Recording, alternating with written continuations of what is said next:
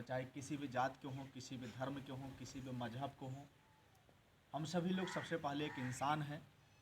हमारे अंदर एक इंसानियत होना चाहिए, एक मानवता होनी चाहिए।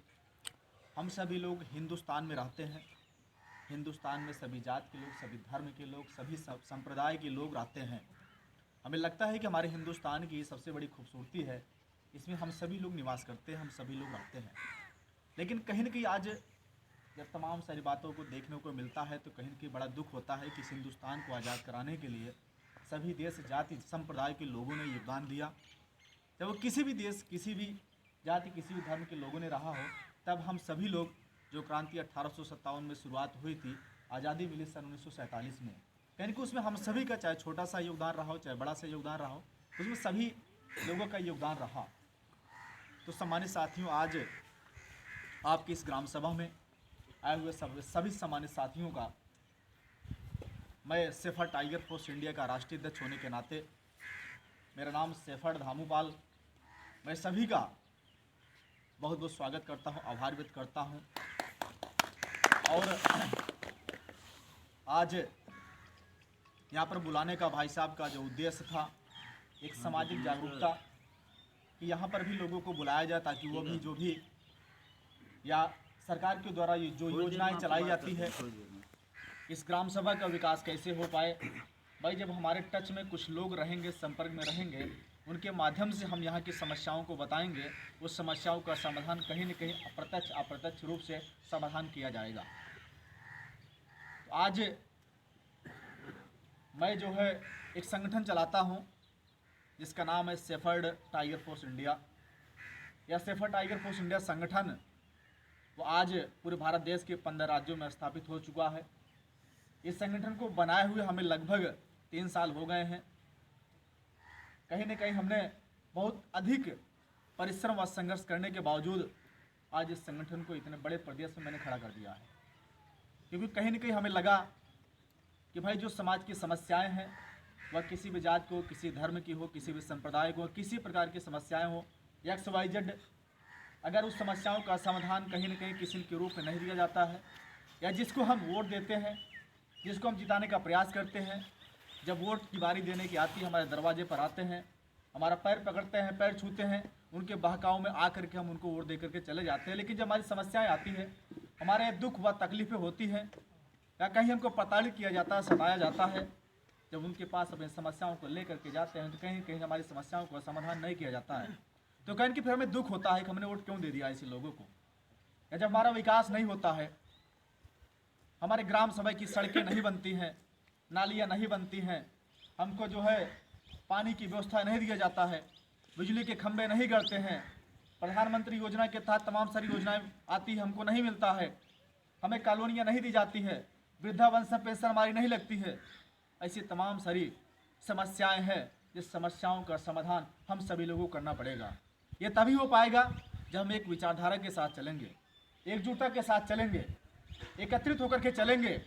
यदि आपकी ग्राम सभा की कोई भी समस्याएं हैं, वो चाहे प्रधान से हो, चाहे जिला पंचायत सदस्य हो, चाहे जिला पंचायत अध्यक्ष, चाहे सेक्रेटरी के माध्यम से, चाहे BDO के माध्यम से हो, यदि हम एकत्रित रहेंगे, एकजुट रहेंगे, अगर एक आवाज़ लगाएंगे तो शायद वो प्रधान हो, चाहे BDC हो, चाहे जो भी लोग हो, जिसके माध्यम से तमाम सारी योजनाएं आती है, उसको मजबूर हो करके आपको योजनाओं का लाभ आपको दिलवाना पड़ेगा।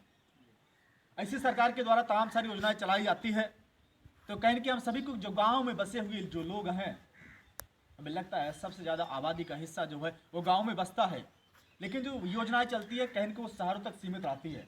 शहरों में कुछ ऐसे लोग हैं जो धन्ना सेठ लोग हैं, जो राजनीतिक मच्छे पैठ पर बैठे हुए हैं, वो लोग उस योजनाओं को हाईजैक करके रख लेते हैं, वो योजनाएं आपके गांव तक नहीं पहुंच पाती है।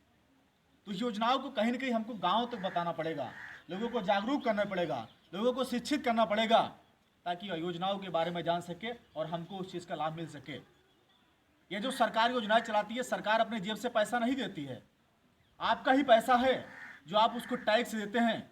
अगर आप सड़कों पर चलते हैं तो भी आप टैक्स देते हैं, आप कपड़ा पहने हैं तो भी आप टैक्स देते हैं, आप खाना खा रहे हैं तो भी आप टैक्स देते हैं, सब्जी मसाले डाल रहे हैं तो भी आप टैक्स देते हैं। यह सरकार जो है आपका ही पैसा लेकर के आपको ही योजनाएं दे रही है, उस योजनाओं का लाभ हमें लेना चाहिए। वो चाहे जो भी सरकार हो, चाहे वो सपा की सरकार हो, चाहे बसपा की सरकार हो, चाहे भाजपा की सरकार हो, चाहे कांग्रेस की सरकार हो, सभी लोगों ने जनता के लिए काम है, जनता के लिए बनाया गया, जनता के द्वारा चुना गया है। तो कहीं न कहीं उन लोगों पर दबाव दे करके हमें समस्याओं का समाधान कराना पड़ेगा। तो सम्मानित साथियों, मेरा जो उद्देश्य है वह है शिक्षा, व्यवसाय, राजनीति, जिसका स्लोगन भी है शिक्षा, व्यवसाय, राजनीति में करो भागीदारी, यही मार्ग है जन उन्नत के लिए कल्याणकारी। आप भी जानते हैं, यदि किसी भी प्रदेश का, किसी भी देश का, किसी भी समाज का, किसी भी परिवार का, या खुद हमारा व्यक्तिगत ही क्यों ना हो, अगर विकास करना है वो 3 रूपी हथियार को हमें अपनाना पड़ेगा: शिक्षा, व्यवसाय, राजनीति। क्योंकि आप भी जानते हैं, बच्चा जब पैदा होता है, यदि हम स्कूलों में हम इसलिए भेजते हैं क्योंकि हमें पता है हमारा बच्चा जब पढ़ेगा, आईएएस बनेगा, पीसीएस बनेगा, अधिकारी बनेगा, डॉक्टर बनेगा, इंजीनियर बनेगा, अच्छे पोस्ट पर जाएगा तो कहीं न कहीं अपना विकास करेगा, अपने समाज का विकास करेगा, अपने परिवार का विकास करेगा, भाई बहन का विकास करेगा, माता पिता का विकास करेगा। क्योंकि डॉक्टर बाबा साहब भीमराव अम्बेडकर जी ने कहा था कि शिक्षा उस श्रेणी का दूध है जो पिएगा वही दहाड़ेगा। अगर आज योजनाओं का लाभ हमें नहीं मिल पा रहा है, हमें जानकारियाँ नहीं हो पा रही है, शिक्षा का अभाव है, हम शिक्षित नहीं हैं, इसलिए हमें सरकार के द्वारा चलाई जा रही योजनाओं का लाभ नहीं मिल पा रहा है। बेहतर से बेहतर की तलाश करो, मिल जाए नदी तो ज्ञान की दरिया तलाश करो। अक्सर टूट जाता है मुश्किल, हौसलों को देखकर टूट जाए मुश्किलें, ऐसा हौसला तलाश करो, ऐसा हौसला तलाश करो। तो सम्मानित साथियों, हमें ज्ञान को अपनाना पड़ेगा, हमें जागरूक होना पड़ेगा, हमें शिक्षित होना पड़ेगा। और आज आप देख रहे हैं जो सरकार की दमनकारी नीतियां हैं, वो कहीं न कहीं, चाहे किसानों के लिए हो, चाहे आम पब्लिक के लिए हो, आज प्राइवेटाइजेशन कर दिया जा रहा है, मतलब नौकरियों को समाप्त कर दिया जा रहा है। यदि नौकरियां जब समाप्त कर दी जाएंगे, आप अपने बच्चों को पढ़ा लिखा कर कौन सी नौकरी आप दे पाएंगे? वो तमाम सारे टेंडर उनको दिए जाएंगे जो उद्योगपति हैं, उनको दिए जाएंगे जो धन्ना सेठ लोग हैं। वो उनके अटैचमेंट में जो लोग, उनके संपर्क में जो लोग रहेंगे, उन्हीं को उस चीज़ का फायदा लाभ मिल पाएगा। वो जिसको चाहेंगे उसी को नौकरी देंगे। बाकी जो गरीब व्यक्ति है, जो पिछड़ा व्यक्ति है, जो शोषित व्यक्ति है, जो लाचार है, असहाय है, ऐसे लोगों को लाभ नहीं मिल पाएगा। जो गरीब है, गरीब का गरीब ही रह जाएगा, जो अमीर है वो अमीर का अमीर ही रह जाएगा। तो सम्मानित साथियों, हमें इस चीज़ को समझना पड़ेगा। यदि हम शिक्षित हैं, यदि हम पढ़े लिखे हैं, अगर पढ़े लिखे होने का मतलब हम गलत का गलत को नहीं कह सकते हैं, सही को सही नहीं कह सकते हैं, तो हमारा पढ़ा लिखा होने का कोई मतलब नहीं रह जाता है। सम्मानित साथियों, और एक चीज़ आपको बताना चाहते हैं, मैं एक मुहिम चला रहा हूँ पूरे देश में, one nation one education, one nation one education, यानी कि एक शिक्षा एक राष्ट्र, एक राष्ट्र एक शिक्षा, उच्च शिक्षा समान शिक्षा। इस शिक्षा को लेकर के आज आप देख रहे हैं जो गरीब है अपने बच्चों को कहीं न कहीं प्राइमरी में भेजने को मजबूर हो जा रहा है। उसके पास पैसे नहीं है, उसके पास धन दौलत नहीं है तो वह अपने बच्चों को इंग्लिश मीडियम स्कूल में भेज सके। भाई, भेजने के लिए आपके पास महीने में 10-20-50 हज़ार रुपये चाहिए, आप नहीं दे पाएंगे इतना पैसा। कहीं कि आपको मजबूरी में, या आपको मजबूर कर दिया जा रहा है, अपने बच्चों को आप भी प्राइमरी भेजिए। प्राइमरी की स्थितियाँ क्या हम भी जानते हैं, भाई कैसी पढ़ाई होती है आप भी जानते हैं। वहाँ लोग जो मास्टर साहब जाते हैं, तनख्वाह 40-40 हज़ार रुपये ले रहे हैं, लेकिन उनके बच्चे वो प्राइवेट स्कूलों में जा रहे हैं, इंग्लिश मीडियम में पढ़ने जा रहे हैं, और खुद 40 हज़ार का पेमेंट ले रहे, कहीं ना कहीं वो शिक्षा आपको नहीं दे पा रहे हैं। इसलिए हम चाहते हैं एक राष्ट्रपति का बेटा जहाँ पढ़े, एक प्रधानमंत्री का बेटा जहाँ पढ़े, एक सांसद, एक विधायक, एक एमएलसी, एक राज्यसभा सांसद, एक जिला पंचायत, एक अधिकारियों का बेटा जहाँ पढ़े, वो एक गरीब का बेटा भी पढ़ना चाहिए। वहाँ एक लाचार, असहाय, पीड़ित व्यक्ति का भी बेटा पढ़ना चाहिए। जिस दिन पूरे प्रदेश के साथ साथ पूरे देश में ये समान शिक्षा लागू हो जाएगी, सभी को समान अवसर मिलेगा, सब लोग आगे बढ़ेंगे, सब लोगों को उच्च शिक्षा मिलेगी, सब लोग एक साथ आगे बढ़ करके अपने समाज और देश का विकास करेंगे, अपना व्यक्तिगत विकास करेंगे। तो हम चाहते हैं पूरे देश में वन नेशन वन एजुकेशन लागू हो सके। इसको हर गांव स्तर से लेकर के पूरे प्रदेश व देश स्तर पर हमें उठाना पड़ेगा, ताकि सरकार को मजबूर होना पड़े। और इस नीतियों का पूरे देश में लागू होना चाहिए, जिससे हम सभी लोगों को लाभ मिल सके। तो सम्मानित साथियों, आप सभी लोग वन नेशन वन एजुकेशन को मुहिम को आगे बढ़ाएं, घर घर तक पहुंचाएं, लोगों तक पहुंचाएं, लोगों से चर्चा करें, लोगों को बताएं। इससे हमारा व्यक्तिगत लाभ होने वाला नहीं है, इससे भाई मनीष जी का लाभ होने वाला नहीं है, इससे भाई खान साहब का लाभ होने वाला नहीं है। इससे अगर जब भी लाभ होने की बारी आएगी तो हम सभी का लाभ होगा, किसी व्यक्ति विशेष का लाभ होने वाला नहीं है, ताकि सभी को समान अवसर मिल सके। आज आप देख रहे हैं, अगर अपने बच्चों को इलाहाबाद जैसे शर्म कंपटीशन करने की तैयारी के लिए आप भेजते हैं, 3 से 4 हज़ार रुपये आपको रूम का भाड़ा देना पड़ता है। आप वहाँ दाखिला दिलाने के लिए आपके पास 10 से 20, 50, 60 हज़ार, 1 लाख रुपए आपको फीस देनी पड़ती है।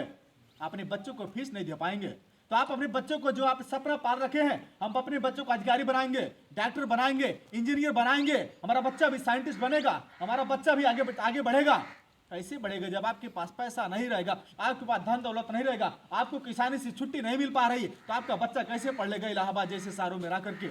आज शिक्षा इतनी महंगी हो जा रही है, शिक्षा को महंगी कर दिया जा रहा है। ये कहीं न कहीं बहुत बड़ी साजिश चल रही है, हम इसको समझना पड़ेगा। तो सम्मानित साथियों, हमें इस तरह से काम करना पड़ेगा, इस तरह से संघर्ष करना पड़ेगा, इस नीतियों को समझना पड़ेगा और वन नेशन वन एजुकेशन मुहिम के हमें पूरे देश स्तर पर चलाना पड़ेगा। तो सम्मानित साथियों, शिक्षा के साथ साथ व्यवसाय, आज नौकरियों को समाप्त कर दिया जा रहा है।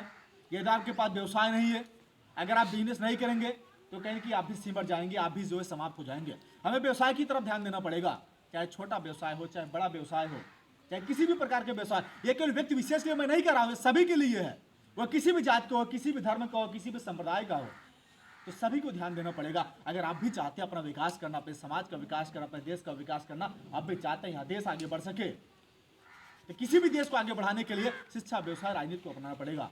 आज आप देख रहे हैं कि किसी को आगे बढ़ाने के लिए, या किसी भी योजनाओं का लाभ लेने के लिए, या किसी समस्याओं का समाधान करने के लिए, या कोई प्रताड़ित किया जा रहा है उसको न्याय व इंसाफ दिलाने के लिए, तो कहीं कि हमें संरक्षण के रूप में फिर राजनीति में कदम रखना पड़ता है। और आज की राजनीति जो है वो कहीं कि युवाओं को करना पड़ेगा, क्योंकि जो युवा है, बड़े बड़े तमाम जगह हम जाते हैं, कई सारे प्रदेशों का मैंने दौरा कर चुके हैं। आज लगभग मुझे घर से निकले हुए करीब 7 से 8 दिन हो गए।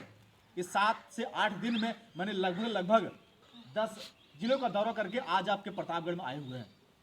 मैं निकला इलाहाबाद कार्यक्रम के, इलाहाबाद से मैं कौशाम्बी गया, कौशाम्बी से फतेहपुर चले गए, फतेहपुर से फिर मैं इलाहाबाद आया, इलाहाबाद से मैं लखनऊ चला गया, लखनऊ के बाद फिर मैं मैनपुरी में चले गए, मैनपुरी बाद फिर फर्रुखाबाद आए, फर्रुखाबाद से फिर अभी कल जो है लखनऊ आने के बाद उसके रात कल मैं 2 बजे में रात प्रतापगढ़ पहुंचा हूं। तो सम्मानित साथियों, कहने के बहुत बड़ा त्याग व समर्पण, एक भावना को लेकर के इस समाज को जागरूक कराने के लिए गांव-गांव जा करके समाज को जगाने के काम कर रहे हैं। वह अपने हक व अधिकार के बारे में जाने, अपने मान सम्मान स्वाभिमान के लिए हम लड़ाई लड़ सकें। तो कहीं कि हमें जो डॉक्टर बाबा साहब भीमराव अम्बेडकर जी ने अधिकार दिया हुआ है, जो संविधान में लिखा हुआ है, लेकिन कहीं कुछ संविधान की जानकारी हमारे पास नहीं है, हमारे घरों में संविधान की किताबें नहीं है, आज स्कूलों में संविधान को नहीं पढ़ाया जाता है। क्यों? इसलिए क्योंकि हम हक व अधिकार के बारे में जान जाएंगे, हम भी लड़ना सीख जाएंगे। लेकिन सम्मानित साथियों, आपसे कहना चाहता हूं, हक व अधिकार मांगे नहीं जाते हैं, हमेशा छीने जाते हैं, हमें छीनना पड़ेगा, चाहे किसी भी प्रकार का हक व अधिकार हो। तो सम्मानित साथियों, हमें संविधान की ताकत को समझना पड़ेगा और संविधान की हिफाजत करना हम सबकी नैतिक जिम्मेदारी बनती है। पूरा भारत देश वह संविधान से चलता है। अभी हम सभी लोगों ने 72वां गणतंत्र दिवस मनाया। अभी मैं मैनपुरी में गणतंत्र दिवस मना रहा था, एसपी कार्यालय के पास में ही। इस आज़ाद भारत में भी हम गणतंत्र दिवस मनाने पर पुलिस वाले आकर के हमको गिरफ्तार कर लेते हैं। मैनपुरी में आप सोचिए, हम आज़ाद भारत में रह रहे हैं, उसी आज़ाद भारत में हम 72वां गणतंत्र दिवस नहीं मना पा रहे हैं। यानी कि बड़ा दुख होता है। हम क्यों कर रहे हैं, किसके लिए कर रहे हैं? लेकिन सम्मानित साथियों, कहने के हमें समझना पड़ेगा, हमें संविधान की ताकत को समझना पड़ेगा, संविधान को पढ़ना पड़ेगा, अपने घरों में संविधान की किताबों को रखना पड़ेगा। पूरा विश्व का सबसे बड़ा संविधान यदि किसी का है तो आपके भारत देश का है। पूरा भारत देश इसी संविधान से चलता है। एक लोकतंत्र की ताकत है। आज लोकतंत्र को पुनः राजतंत्र में स्थापित करने के लिए लोग अग्रसित हो रहे हैं, कर रहे हैं। इस षड्यंत्र को हमें समझना पड़ेगा। तो सम्मानित साथियों, सेफर टाइगर फोर्स इंडिया इसी मुहिम को लेकर के आज आप सभी के बीच आए हुए हैं। इस मुहिम को सभी लोग आगे बढ़ाइए ताकि सभी को फायदा मिल सके, सभी को लाभ मिल सके और किसी को अत्याचार अन्याय जब भी किया जाए, अगर हमारे पदाधिकारी जो अभी भाई सोनू जी हैं, इनके माध्यम से संपर्क एक हमारे पास सूचना आएगी। जब भी जरूरतें पड़ेगी हमेशा आपके साथ, आप सभी लोगों के साथ मैं कंधे से कंधा मिलाकर चलने का काम करूँगा। और सामान्य साथियों, ग्राम सभा का चुनाव भी आने वाला है। हम इसलिए आपके बीच में नहीं आए, मुझे वोट चाहिए। मुझे चुनाव भी यहाँ से नहीं लड़ना है, ना मुझे यहाँ से विधानसभा का चुनाव लड़ना है, न जिला पंचायत सदस्य का चुनाव लड़ना है, न प्रधानी का चुनाव लड़ना है, न तो बीडीसी का चुनाव लड़ना है। लड़ना होगा तो आप सभी चुनाव यहाँ से लड़ेंगे, लेकिन उसी व्यक्ति को चुनिएगा जो शिक्षित हो, जो कर्मठ हो, जो पढ़ा लिखा व्यक्ति हो, जो किसी में भेदभाव ना रख सके, जो पूरे समाज को जो है एक समान दृष्टि से देख सके और आपका विकास कर सके। ऐसे लोगों को प्रत्याशी भी बनाना है, ऐसे लोगों को चुनना है जो आपके गांव का विकास, आपके ग्राम सभा का विकास कर सके, ताकि ये हमारा ग्राम सभा जो है वो खुशहाल जीवन यापन कर सके। ऐसे व्यक्ति को हमें चुनना है। नहीं तो आज समय कम है, फिर आने वाले सालों में 5 साल आपको रोना पड़ेगा। हमने कैसे प्रधान को चुन लिए। अगर आपको लगता है कि भाई साहब जी बड़े अच्छे व्यक्ति हैं, सभी में जो है मेल मिलाप है, अगर ये संघर्ष कर रहे हैं, आपके सुखद व दुखद घड़ियों हमेशा साथ दे रहे हैं, तो भाई युवा जी हैं, हो सकता है आपकी समस्याओं का समाधान करें, तो फिर इनको जिताने का करिए। अगर आपको लगता नहीं सही कर रहे हैं या गलत है, नीतियाँ इनकी गलत है, इनका व्यवहार गलत है, इनका चरित्र गलत है, या तमाम सारी बात तो उभर करके आती है, लेकिन यह चीज़ों को हमेशा जांच और परख करके ही किसी को वोट देने का काम करिएगा। किसी के बहकावे में मत आइएगा। न तो नोट में भागना है, न तो हमको मुर्गा दारू पर वोट देना है। हमें किसी से पैसा नहीं लेना है। जिसको दीजिए खुलेआम वोट दीजिए, जिसका विरोध भी करिए खुलेआम विरोध करिए, ताकि उसको पता चल सके हमारा विरोधी कौन है या विरोध किस लिए कर रहा है। भाई विरोध हम तभी करते हैं जब हमारी समस्याओं का समाधान नहीं किया जाता है, किसी दुखद परिस्थितियों में हम रहते हैं, भाई तभी तो हम विरोध करते हैं, वरना हमारा विरोध करने का मतलब ही क्या है। तो सम्मानित साथियों, ये आप सभी से निवेदन है, सभी लोग एकजुट होकर के अपने ग्राम सभा का विकास कराइए, ताकि आपका ग्राम सभा खुशहाल रखे। जब ग्राम सभा हमारा निचले स्तर का जो पायदान होता है, अगर वो खुशहाल रहेगा तो कहीं न कहीं हमारा तहसील खुशहाल रहेगा, हमारा जनपद खुशहाल रहेगा, हमारा प्रदेश भी रहेगा। उसी के साथ साथ कहीं हमारा देश भी जुड़ा हुआ है, हमारा देश भी आगे बढ़ेगा। तो सामान्य साथियों, आप सभी लोगों से ज़्यादा कुछ न कहते हुए, समय कम है, हमको अभी रात में जो है तुरंत गोंडा भी निकलना है, फिर उसके बाद परसों हमारा कार्यक्रम इलाहाबाद लगा हुआ, फिर कभी आप सभी लोगों के बीच में आने का अवसर मिलेगा, जरूर तमाम सारी बातें आपके समझ में रखेंगे। तो सम्मानित साथियों, ये आपसे कहना चाहता हूं कि आप सभी लोग अपने ग्राम सभा के विकास कराने के लिए, भाई साहब राष्ट्रवादी पार्टी में आप विधानसभा अध्यक्ष हैं या भी एक पार्टी से जुड़े हुए हैं, इनकी भी नीतियों को समझिए। अगर आप लोगों को अच्छा लगे, आदरणीय भाई साहब का साथ दीजिए, इनको आगे बढ़ाने का काम करिए, कहने की कोशिश करिए। अगर युवा नेतृत्व जब आएगा तो कहीं न कहीं हम सभी का विकास होगा। देखो जो युवा है सभी को दुख दर्द को समझ रहा है, जो बुजुर्ग हैं बुजुर्गों को हमें साथ में लेकर चलना पड़ेगा, कि इनको हमें आशीर्वाद की जरूरत है, उनके हमें दुआओं की जरूरत है, उनके सहयोग और साथ की जरूरत है। जब बुजुर्गों का साथ मिलेगा, युवाओं का जो जोश है, युवाओं के अंदर जो खून है, युवा जो चाहता है कि हमारा समाज, हमारा देश, हमारा ग्राम सभा, हमारे लोग आगे बढ़ सके, कि इनकी युवाओं को हमें आगे आना पड़ेगा। तो सामान्य साथी, क्योंकि आप भी जानते हैं किसी भी देश को आज़ाद कराने के लिए सबसे बड़ी अहम भूमिका अगर किसी की रही है तो नौजवानों को रही है। अगर 1947 में आज़ादी मिली है, चाहे सुभाष चंद्र बोस जी रहे हों, चाहे भगत सिंह जी रहे हों, चाहे अशफाक उल्लाह खल्ला जी हो रहे हों, चाहे चंद्रशेखर आज़ाद जी रहे हों, चाहे जितने भी जा रहे तमाम सारे क्रांतिकारी योद्धा जो पैदा हुए थे देश को आज़ाद कराने के लिए, जो 16 साल के थे, 17 साल के थे, 18 साल के थे, भाई फांसी के फंदे पे झूलने की उनको क्या जरूरत थी। लेकिन कहीं न कहीं उनके अंदर एक दर्द था अपने देश के लिए, हमारे समाज, हमारे देश के लोग अमन चैन की नींद इस देश में सो सके, वह भी आज़ादी की जिंदगी जी सके, भाई तभी तो अपने आप को कुर्बान कर गए। इसलिए यदि किसी का विकास करने के लिए अगर कोई विकास कर सकता है, ऐसे नौजवान साथियों को आगे आना पड़ेगा, ऐसे नौजवान नेतृत्वकर्ताओं को हमें साथ देना पड़ेगा, ताकि हमारा विकास हो सके, हम लोग आगे बढ़ सके। तो सामान्य साथियों, ज़्यादा कुछ न कहते हुए यहाँ आए हुए सभी ग्राम सभा वासियों का मैं अपने इस सेफर टाइगर पोस्ट इंडिया के माध्यम से मैं सभी का अपने हृदय के अंतःतल से मैं बहुत बहुत धन्यवाद देता हूं, आभार व्यक्त प्रकट करता हूं। सभी से बस यही इतना कहना चाहूँगा कि बेशक कुछ वक्त का इंतजार मिला हमें, पर खुदा से बढ़कर प्यार मिला हमें न रही तमन्ना किसी चाहत की, आपकी उपस्थिति मुझे प्यार मिला हमें, आपकी उपस्थिति मुझे प्यार मिला हमें। जय हिंद, जय भारत, बहुत बहुत शुक्रिया आप सभी का।